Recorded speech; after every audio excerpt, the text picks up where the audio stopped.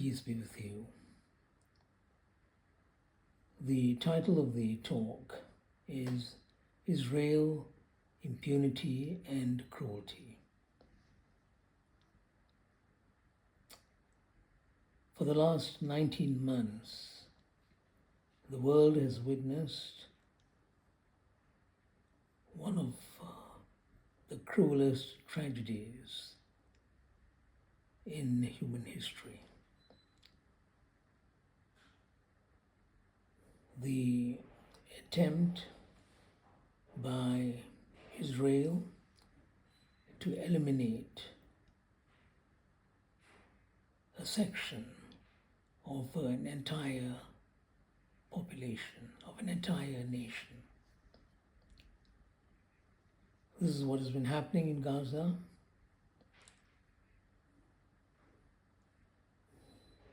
Over the period I just mentioned, 19 months, but it has a long history. The attempt to eliminate the Palestinian people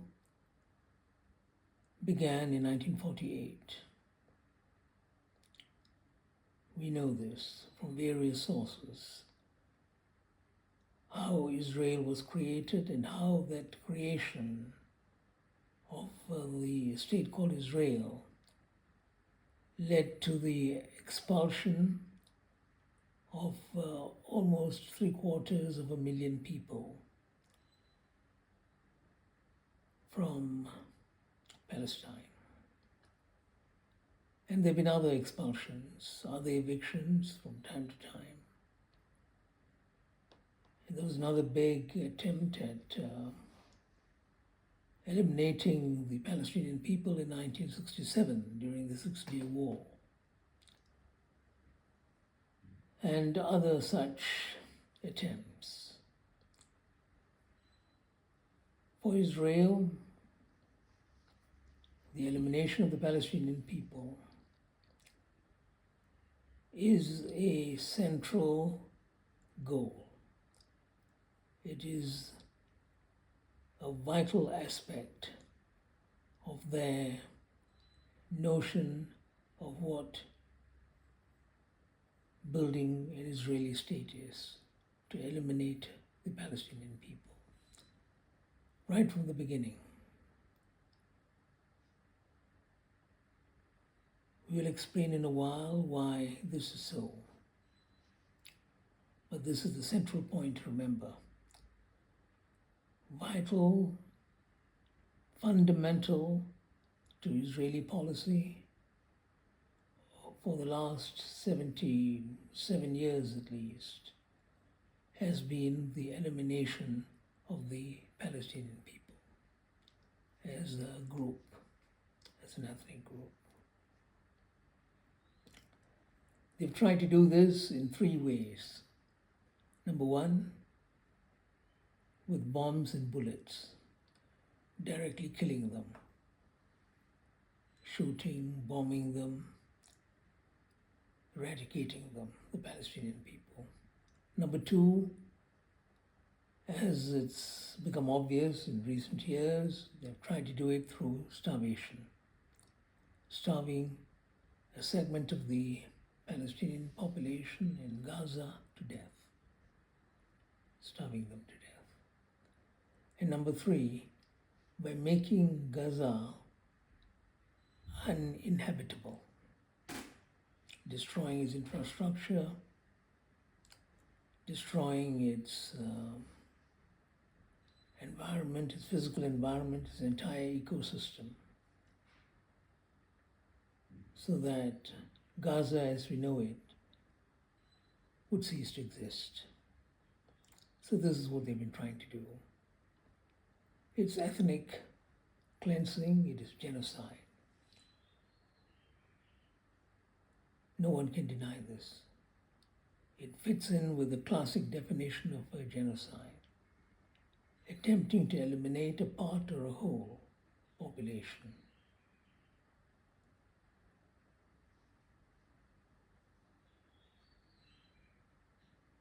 For whatever purpose. And this is what is critical. Why do they want to get rid of the Palestinians? because they want the land of the Palestinians. They want to get rid of the Palestinians because as long as the Palestinians are there, and they are there as a group, as a community, with an identity of its own and a history of its own, it will be a reminder to Israel, to all Arabs, to the entire world, that that land where Israel is today was once occupied by someone else.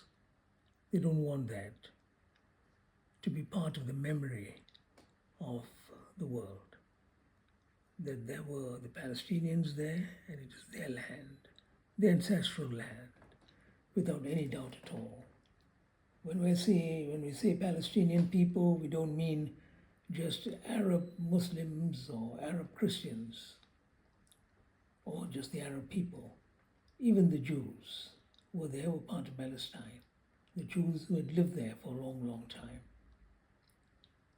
They were not the ones who wanted to establish this state called Israel. The state called Israel was an idea that is related to Europe, not to West Asia, not to any other part of the world, and certainly not to the Palestinian land as we know it. Because we know there was a Palestinian land in history, lived by Arab Muslims, Arab Christians, and Jews. For hundreds of years, they lived in peace and harmony. Palestinians. And the Palestinians can trace their ancestry to various peoples, communities that lived there for a very, very long while, long before the coming of Christianity, Islam, and so on. As a people, they were there, the Palestinians, with their own identity. It's their land. And this is what Israel and the Jews of Europe had wanted to take over. So this is basically a European enterprise, wanting to establish the state of Israel, and three groups in general terms were largely responsible for this. Number one,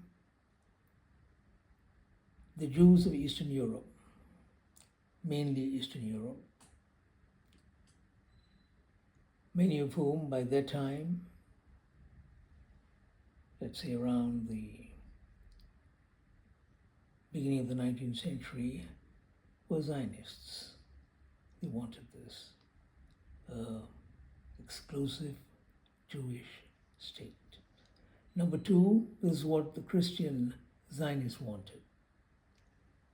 Christian Zionists, not part of the Jews, mind you, supposed to be part of Christianity, but never really accepted by Christianity. Christian Zionists, linked to the growth of Christianity in Britain and, the history of Europe. Christian Zionists, small group, not accepted by mainstream Christians at that time. They wanted the state of Israel, an exclusive state of Israel. And number three, this was something which British colonialism wanted. It was a child of British colonialism. As we know from the Balfour Declaration of 1917, Lord Balfour was the British Foreign Secretary at that time, was once Prime Minister. Now, the Balfour Declaration states clearly that Britain, the colonial power, is prepared to create a Jewish homeland in Palestine for the Jews, exclusive Jewish homeland. It was, for that reason, a colonial project, what British colonialism wanted for its own purpose. Why? Because they knew how important that part of the world is. We know that 3 continents meet in that part of the world. Some of the world's major waterways, seas, they are there. And by the time the Zionists were pushing for this idea of a Zionist state, an exclusive Israeli state, they discovered oil in that part of the world. And the British colonialists were already in certain other parts of that region. They knew how important oil was to British industrial power and to the British economy and to the colonial economy. So they pushed for the state of Israel. But for all their efforts, not many people were attracted to the idea of a state of Israel in Palestine. At that time, not even the Jews of Europe. A small number, yes, but not many people. What really changed the entire situation was the Holocaust. Because of the Holocaust, the Nazi massacre of Jews in huge numbers, millions perhaps, they were killed by the Nazis.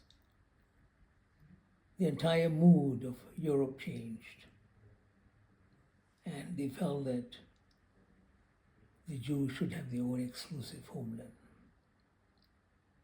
after seeing the Holocaust. So that had a very big impact.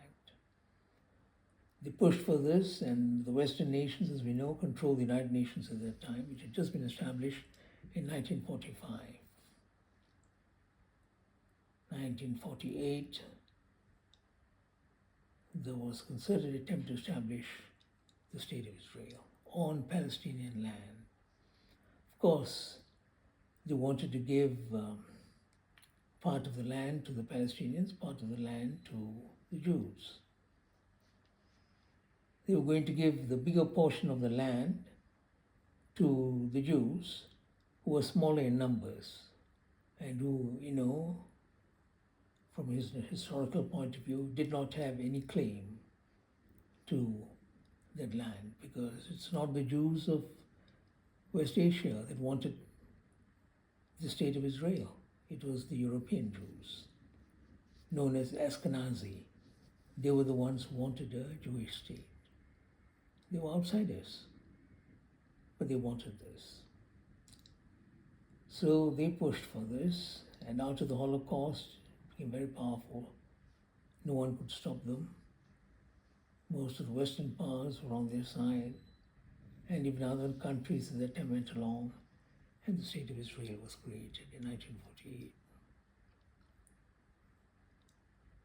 For the Palestinians, it was a catastrophe, which to this day they describe as an ongoing Nakba, an ongoing catastrophe, because they lost their land, they lost their history, they lost their identity because of this idea of this notion of creating an exclusive Israeli state in their land. And this is the gist of the problem that we face. The creation of the State of Israel, exclusive State of Israel, or only for the Jews, in a land that already existed, had its own history, its own identity, and that land was Palestine. The Jewish population, including the population that we describe as indigenous Jewish population, plus those who came from Europe, only constituted 10% of the total population, just 10%. The remaining 90% were made up of Arabs, Arab Muslims, Arab Christians, which is why Albert Einstein, the great philosopher and thinker, himself a Jew, he said at that time, there's no way you can maintain a Jewish state without using brute force, without using violence, because you're only 10% of the population. But that's what has happened since. Violence has been the middle name of the Israeli state. It is through violence it was created, It's through violence it has been sustained, the state of Israel. In a land which had a multi-religious population at one time, and its own history and its own identity. So what were the forces responsible for the creation of the state of Israel? We've described some of them already. Partly the Holocaust. It's partly because of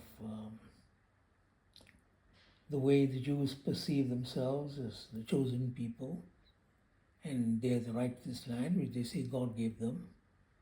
Though, as we know, the Zionist movement was atheistic. Its leaders were atheists, but they claimed that God, someone they don't believe in, had given them the land of Israel. So there was another factor. The Jewish notion that they are the chosen people, the land was given to them. And then, of course, we know that a lot of sympathy, as I've said a while ago, for the Jews because of the Holocaust. But the reason why it has sustained itself after the Second World War, the state that was created in 1948, Israel, is largely because of the international system. The international system dominated by Western interests, which favor Israel. Western interests which would help to create Israel and which favored Israel. They wanted Israel. In fact, a former president of the United States said that if there wasn't Israel, we would have created it in order to perpetuate our interests in that part of the world, which I have described already, what sort of interests prevailed at that time. One can argue that the state of Israel has also succeeded in perpetuating itself because of the hypocrisy, the lack of sincerity of a number of Arab and Muslim countries, the leaders. They all talk about protecting the rights of Palestine. They talk about how just the Palestinian cause is, but in reality, they've done very little, except for statements, except for rhetoric. In reality, they have actually supported Israel in many instances, ensured that Israel would be able to get what it wants. And that's been another factor. Look at some of the Arab and Muslim leaders in that region: Saudi Arabia, Qatar, United Arab Emirates, Bahrain, Kuwait.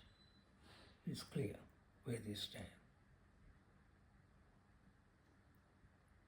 They've not been willing to use whatever little power they have, and it is, in a sense, power that is important, though these are all small countries, but very important power: oil, gas.